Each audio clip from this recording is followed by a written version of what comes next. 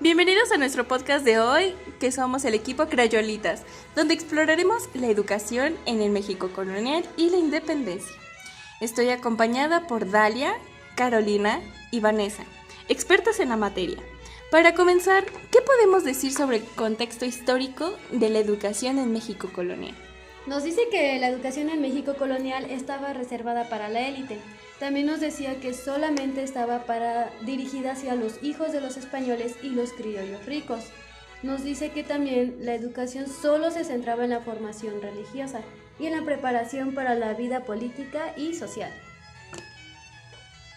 Sí, la educación se impartía en los colegios Universidades Nacionales Autónomas de México, que fue fundado en 1551. De hecho, es interesante destacar que la educación en México colonial también estaba influenciada, ¿saben? En eso de la Iglesia Católica y así. ¿No es así? Sí, así es. A través de órdenes como franciscanos, jesuitas y entre otros, controlaban gran parte de las instituciones educativas.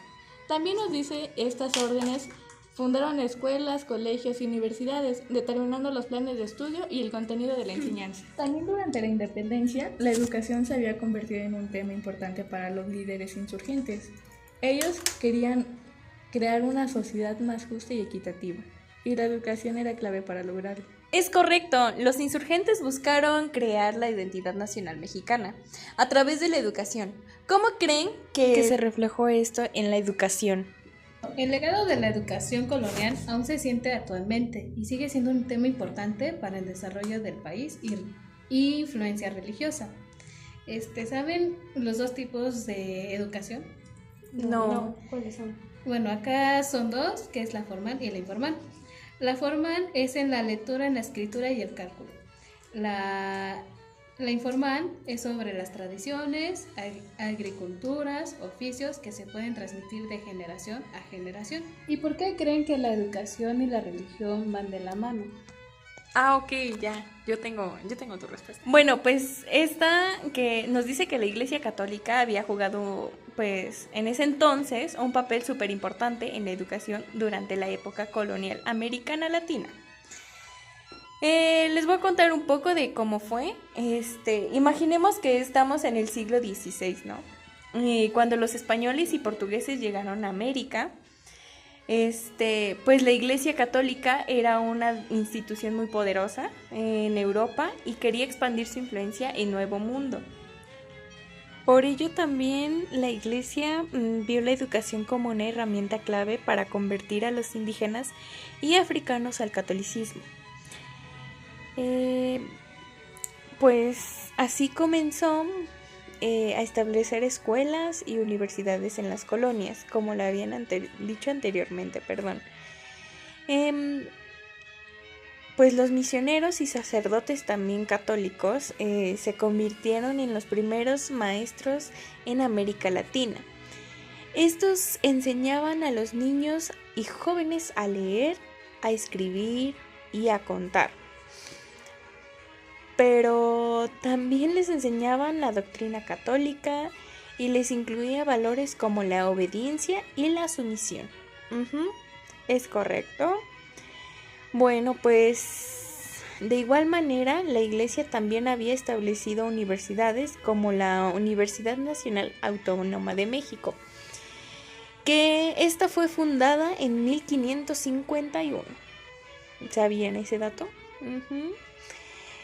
Estas universidades se convirtieron en centros de aprendizaje y cultura, pero también eran lugares donde se enseñaba la teología y la filosofía católica.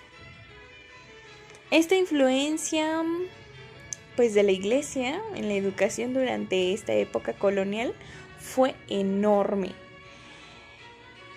Esta Iglesia había establecido un sistema educativo que pues sí se centraba en la enseñanza de la religión y la moral. Y esta buscaba formar a los estudiantes en la fe católica. Sin embargo, pues también hay que reconocer que la educación colonial estaba limitada a la élite. y que muchos indígenas africanos fueron excluidos del sistema educativo. Y bueno, hablando un poquito más, pues debes de saber que los españoles y portugueses habían estado gobernando América Latina durante siglos, ¿sí? Pero a medida que pasaba el tiempo, los criollos, o sea, personas nacidas en América Latina, de padres españoles o portugueses, comenzaron a sentirse explotados y marginados. Fue entonces cuando surgieron líderes, como Simón Bolívar, José de San Martín y Miguel Hidalgo y Costilla, entre otros. Estos comenzaron a luchar por la independencia. Fue un proceso largo y difícil, con muchas batallas y sacrificios, pero finalmente, después de años de lucha, los países en América Latina comenzaron a declarar su independencia. Argentina fue la primera en 1816, seguida de Chile, Colombia, México y otros. La independencia no fue solo una cuestión política, también fue un proceso cultural y social. Los países de América Latina comenzaron a desarrollar sus propias identidades y tradiciones, ¿sabes? Y a construir sus propias instituciones y gobiernos, por supuesto. Pero también hubo desafíos y problemas, como todo, ¿no? Los países de América Latina tenían que construir sus propias economías y sistemas de gobierno, enfrentar los desafíos de la pobreza, la desigualdad, la inestabilidad, o sea, de la política, vaya. Para no hacerlo un contexto pues muy largo, esta independencia de América Latina fue un proceso muy emocionante y desafiante. Los líderes visionarios y los movimientos de resistencia lucharon por la libertad y la autodeterminación. Y finalmente lograron construir nuevos países y nuevas sociedades. Esto comenzó a buscar ideas sobre la educación para que sea más inclusiva, con la finalidad de buscar un sistema educativo mejorado. Es lo que decíamos de todo eso de las escuelas y el mejoramiento y así. Muy bien, chicas y chicos y chiques. Pues ahora vamos a hablar un poquito sobre la independencia. ¿Qué saben ustedes de este tema? A continuación, pues se los vamos a mostrar en este podcast. La independencia de México generó un cambio en la manera de ver la educación, con la idea de crear ciudadanos capaces de participar en la nueva nación. Sin embargo, los problemas del país impidieron que se creara un sistema educativo desde un inicio. ¡Guau! Me imagino que ahí puede haber sido los cambios ideológicos, las reformas educativas, la creación de instituciones y desigualdad de presidente. La educación después de la independencia se vuelve un punto de debate entre los conservadores, que buscan mantener el sistema educativo similar a la época colonial, y los liberales, que buscan un sistema educativo laico y público. Ay, no, estás viendo que me estoy esforzando por ahora. Ay, qué chido, güey. No me interesa. Ese, ¿cómo se podría decir? Yo diría como, no, pues está interesante esa información. Ya, te robaste la palabra que yo iba a decir. Está muy interesante. Mira, también dice, hay que decir, también la Iglesia Católica, que dominaba la educación durante la colonia, en un cierto punto pierde gran parte de su poder en el control de la educación. Bueno, yo aquí tengo 5 puntos importantes de la época independiente. Nos dice que, bueno, como primer punto se llevaron a cabo diversos proyectos para cambiar los libros de texto. El segundo punto nos dice que se delegó a los estados de la responsabilidad de promover la educación. La tercera nos dice que se creó la Dirección General de Instrucción Pública. El cuarto nos dice que estableció la educación primaria gratuita para los pobres en ese entonces. Y la 5 nos dice que se incluyó el estudio de rendimientos de historia y geografía. Wow. Wow, como dijo el perro. ¿Así dijo? Bueno, y para comenzar voy a decirles que acá tengo 5 puntos importantes sobre lo que fue la época colonial. El primer punto nos dice que la educación fue un instrumento de resistencia. El segundo punto nos dice que se organizó un sistema de instrucción en diferentes niveles. El tercer punto nos dice que la educación se basó en elementos tradicionales. Y en el cuarto nos dice que la educación fue exclusiva, teológica y limitada, o sea que fue destinada principalmente a las élites criollas y a las mestizas.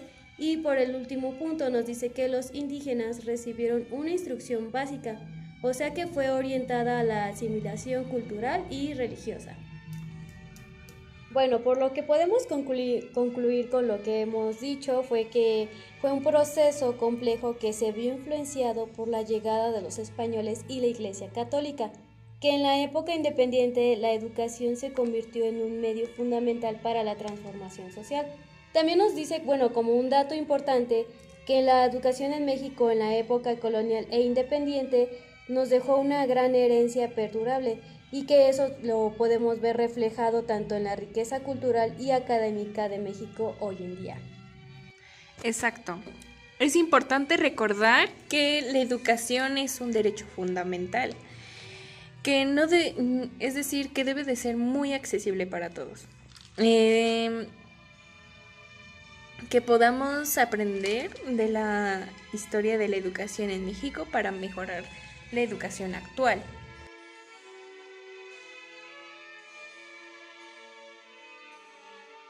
Bueno, dando un poquito más de detalle sobre pues este tema, que pues como ya habíamos dicho, la educación se centraba pues en la enseñanza de la religión, la lengua española y junto con las habilidades básicas para trabajar en la colonia. Quiero decir que pues esta independencia realmente no era una opción. Ya que pues los españoles tenían el control total sobre pues estas colonias.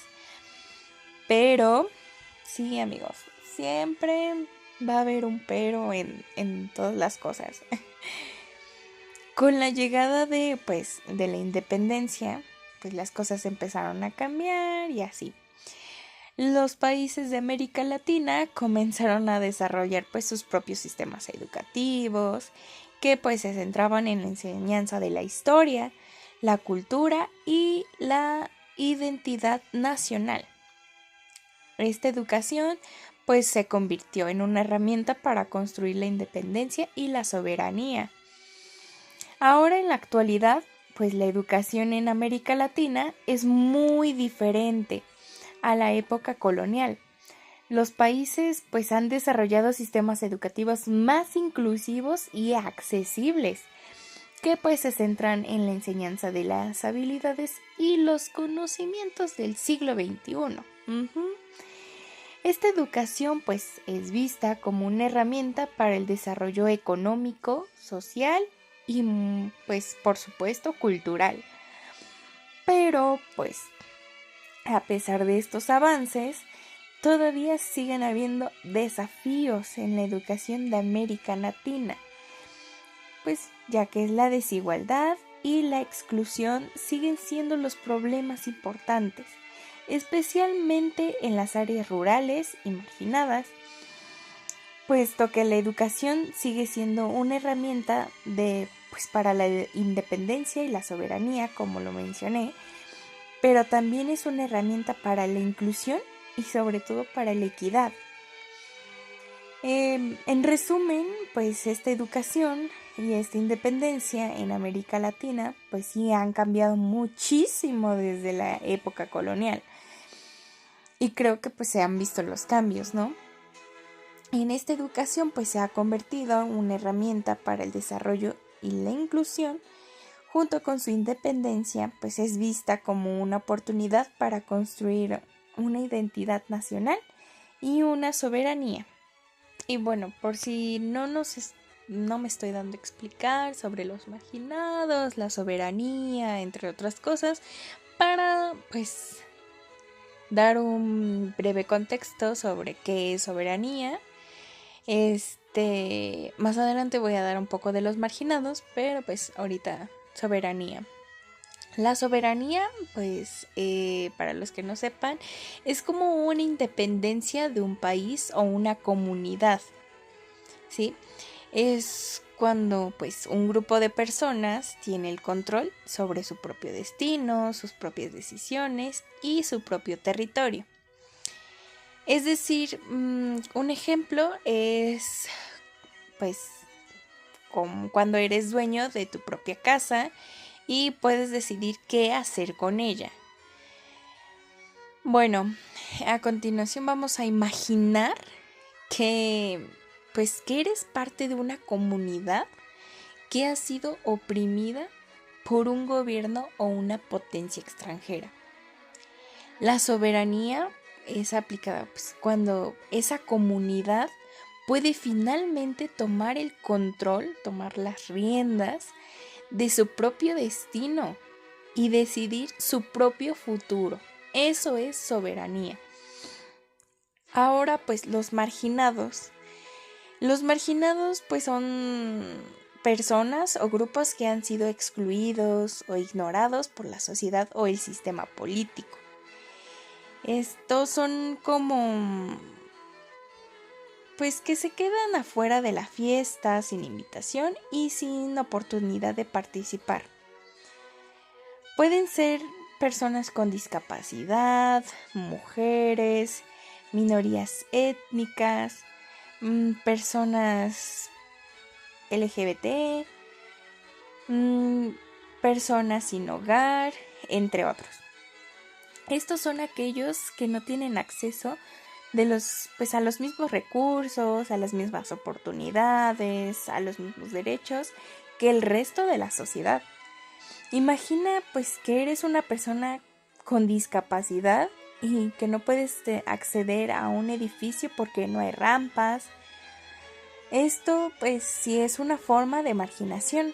O también imagina que eres una mujer que no puede votar en una elección porque pues no tienes derecho al voto. Eso también es una forma pues de marginación. Pues básicamente ahora en la actualidad pues ya todo eso se puede hacer, todo eso ya existe y eso, pero pues nos estamos viendo pues lo que era en ese entonces. Bueno, mis queridísimos crayolitas, espero de todo corazón y esperamos también las investigadoras y su servidora que les haya gustado este podcast, esperando mucho que estén bien informados sobre este tema, sobre la educación, la época colonial, la independencia y pues ahí les agregamos un poquito de imágenes sobre pues el Museo Barroco, que pues tiene que ver un poco de la mano, ¿no? Cuídense mucho y si hace frío, abríguense, si hace calor, pues manténganse a temperatura. Sale, chaito.